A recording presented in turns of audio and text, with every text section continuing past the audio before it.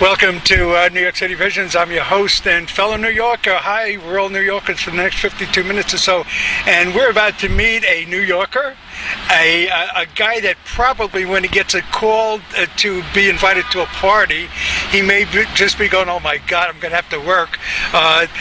His name is Johnny Brennan, and if you follow Family Guy at all, and you look in the credits at the end of a lot of those programs, you'll find Johnny, because you're all alphabetical there after Mike Henry.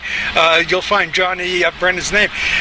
We're with Johnny Brennan, the Jerky Boys, or one of the Jerky Boys. Talk about the Jerky Boys, how that come about. And hi, John. And what is it like when you get a call for a party? What do you say there, Sizzlechest? What's up there, nutty? No, how's it going, man? Yeah, no, it's great. It's amazing, how strong it is, and even after all these years, it just seems to get stronger now with YouTube and all these younger generations finding out about it. It's just an amazing thing. And Family Guy, it was just a natural progression because Seth MacFarlane, creator of Family Guy, was a huge fan of mine as a kid. So he loved bringing my characters onto the Family Guy scene with Mort Goldman and Horace, the owner of the Drunken Clam, and I do a lot of other incidental characters, and I do a lot of the gay stuff on Family Guy.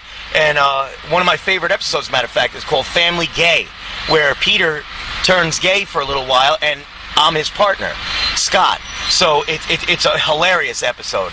But no, you're the partner. Yes, I'm the 9-way. Yeah, I'm Scott. Yeah, the 9-way. He always wanted the 9-way. Yeah. But anyway, and we had a blast when Seth and I were reading that. He was in LA and I was in New York, and we were hysterical. We'd have problems getting through it because we had to make hugs and kisses, and we were kissing sounds, and it was really hilarious stuff, very funny stuff. Before we go, what about parties? You go to a party, you get a call to go to a party. Are you expected to do your voices? I mean, do people come up sort of like a psychiatrist or a doctor? I have a pain in my elbow. I mean, are you expected to kind of give voices, their favorite voices? What do you go through? Is that a problem? Or do you love it? Sir, listen to me, you. Everybody's got problems, damn it. And it's not nice for you to be so damn influential like that and just throwing your weight around. We all have issues, you son of a bitch. That, of course, is. That's actually Sal Rosenberg. And, it's funny, when we were going with the Family Guy, what I did was I amped up the voice, and he's all hopped up on caffeine, and I sped it up a little bit. So Mort Goldman is Sal's long-lost cousin. But it's funny you say that, because, at parties and things, people always come up to me, and they'll say, "Oh, Johnny, man, you." And what they will do, though, is they won't actually ask me to do lines. They'll actually start shooting lines out at me. They'll start shooting Frank Rizzo lines, or they'll shoot Mort Goldman, or they'll shoot Sal Rosenberg, and they'll just keep, and it's a blast. We go, as a matter of fact, I do it on my Twitter. On Twitter, I just basically go out there and have fun with the fans. I shoot out lines, and people will say, "Oh, that's Frank Rizzo from such and such," and they know every little detail. So you might want to just make note of that. That's Twitter, Jerky Boys Johnny at Twitter. Jerky Boys Johnny at Twitter. I've tried Twitter. I mean, I'm on Facebook and all that. That's Facebook, I guess. We're all on Facebook. But Twitter, when I go in there, explain how you do Twitter. What do you do with Twitter? Folks, people that are Twitter... They tweet. People that are Twitter ignorant, how do you do it? Well, you're talking to one of them. I'm Twitter ignorant. I'm just learning it myself. But it can't... What I use it for is absolute nonsense. Like, I'll go on there, and I'll shoot out a line from Sal from, let's say, Jerky Boys 2. And I'll just shoot the line out there, and the fun of it is people like to give me comebacks, and they tell me exactly what it is, and then they'll start shooting out Sal's lines or Frank's lines. So it's basically just a place to just go. What I use it for, I use it for a place to just go and have some fun, just have a little bit of fun throwing lines back and forth. Right. Yeah, that's how so I am pretty much Twitter, ignorant.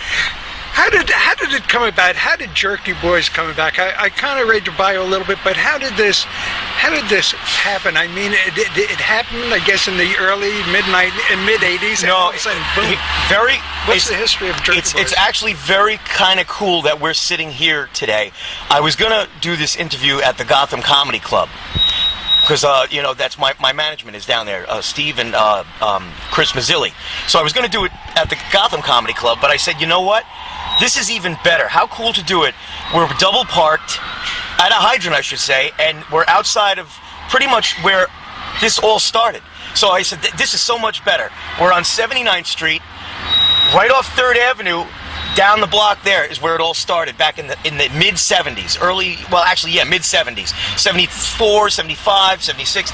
It started down at 180, right down there off 3rd Avenue and 79th Street. So we're sitting here just one block up, right outside the famous Belgravia, 124 East 79th Street, where I made the famous Brett Weir call.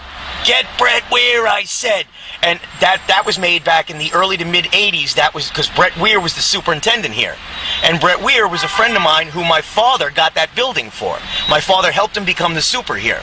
So that would go on to become one of the most famous calls of any prank phone call ever. And launched the Jerky Boys into a Billboard magazine, the first time ever a comedy record hit #1 ever in Billboard magazine. So this is so cool to be here today to do this interview, because this is where it all started. And this was just about on a lark, that kind of thing. You were just fooling around. You decided to do, and then you finished up, and you said what? What did you say to yourself at that point?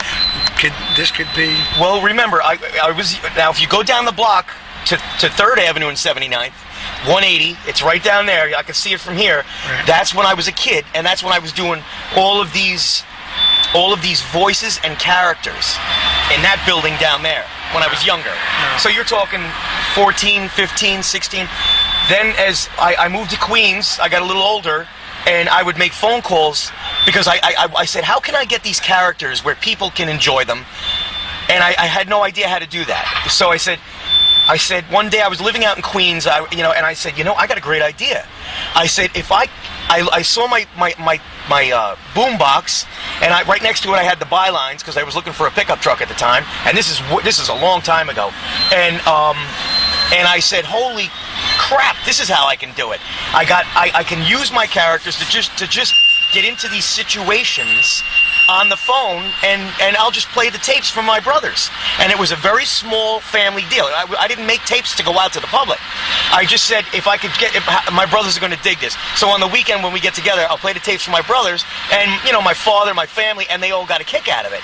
Next thing, Kamal, who was part of the Jerky Boys on screen for Disney, he used to be a great bass player, phenomenal bass player, and he used to always hang around. He was younger than me. He was about 6-7 years younger than me. So he used to hang around with us when we were kids out in Queens, and he would say, Johnny, you got it. One night he was on the floor when he first heard the tapes, and he was rolling around pissing himself on the floor. And I thought he was being sarcastic and making fun.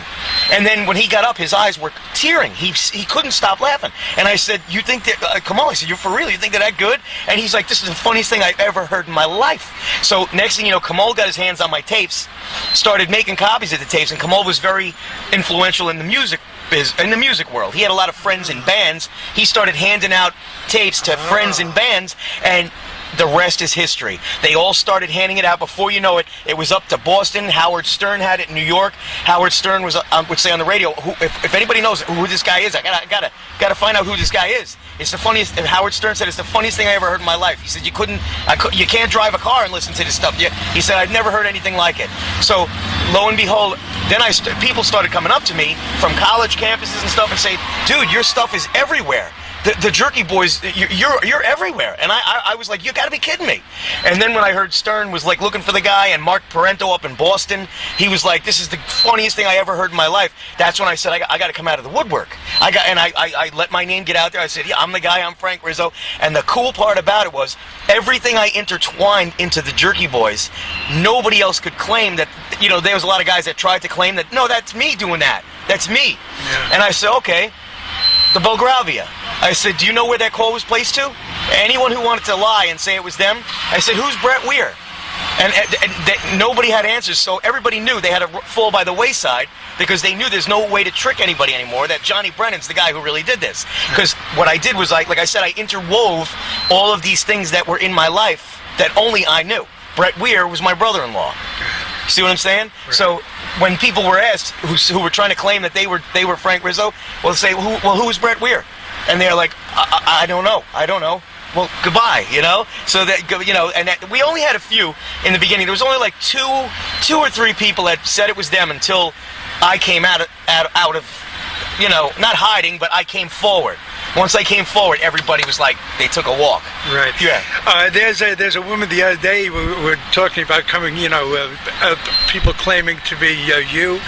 There was a woman that came forward the other day for one reason or another and claims she is the woman who Elvis Presley was kissing in that French kiss sort of thing with his tongue out, and he's kind of got his tongue against her lips, and you don't see her face. Right. And this guy, photographer, was on following Presley for a while, doing photos.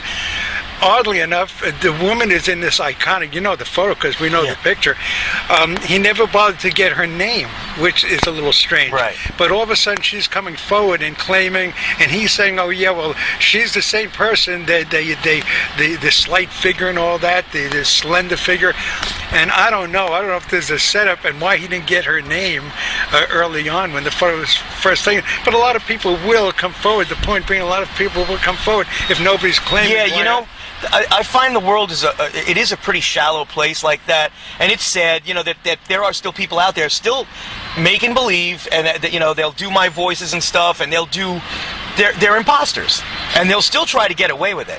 But the cool thing is, like when I came forward years ago, many years ago, a voice analysis is more accurate than a fingerprint.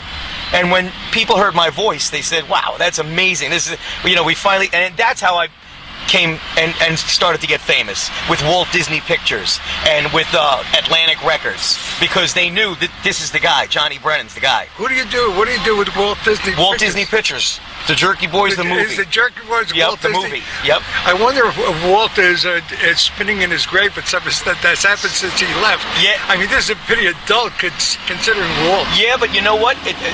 When you see it, the movie, it's a great. If they've frozen him, he'll be back, you know. Yeah, he'll be back but to take my head off. No, but I'm sure he'd be a big fan because the stuff was great. The movie was a fantastic. It's got a great cult following, and it's just exactly what it was meant to be. It was just a spoof on the mafia, and for what we had, we only had a few weeks to get this thing going and put it together, and we weren't trying to make you know, Gone with the Wind. We were trying to make a goofy, you know, a mafia type comedy, and to this day, like I said, it's got a wonderful cult following. It's got a great follling. You know, Frank Rizzo was the mayor of Philadelphia. He was an ex-detective, tough guy, very conservative.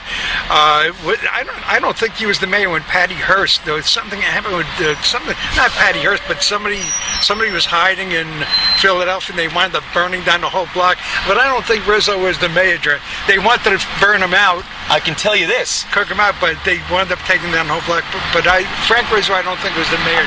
I can tell you this funny story.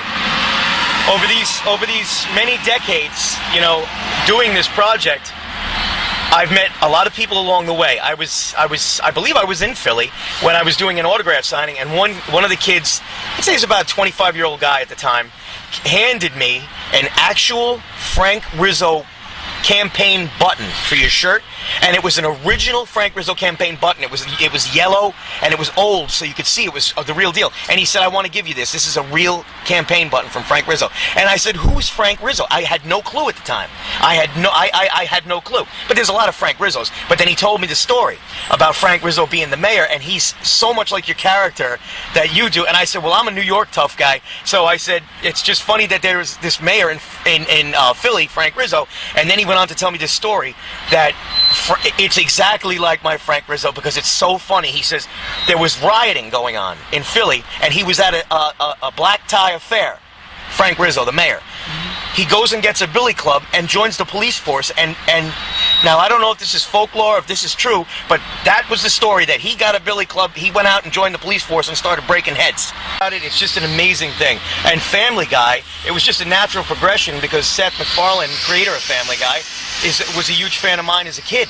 So he loved bringing my characters onto the Family Guy scene with Mort Goldman and Horace, the owner of the Drunken Clam, and you know, I do a lot of other like incidental characters, and I do a lot of the gay stuff on Family Guy.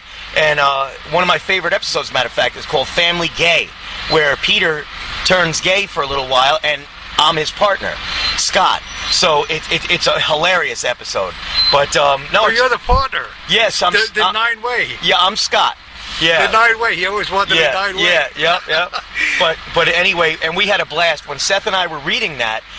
He was in LA and I was in New York, and we were hysterical. We couldn't, we'd have problems getting through it because we had to make hugs and kisses, and like we were kissing sounds, and it was really hilarious stuff. Very funny stuff. Before we go, what about parties? You go to a party, you'll find Johnny Brennan's name. We're with Johnny Brennan, the Jerky Boys, or one of the Jerky Boys. Talk about the Jerky Boys, how that come about. And hi, John. And what is it like when you get called for a party? What do you say there, Sizzlechest? What's up there, nutty? No, how's it going, man? Yeah, no, it's great. It's amazing, how strong it is, and even after all these years, it just seems to get stronger now with YouTube and all these younger generations finding out about. Welcome to New York City Visions. I'm your host and fellow New Yorker. Hi, we're all New Yorkers for the next 52 minutes or so, and we're about to meet a New Yorker, a guy that probably, when he gets a call to be invited to a party, he may just be going, "Oh my God, I'm going to have to work."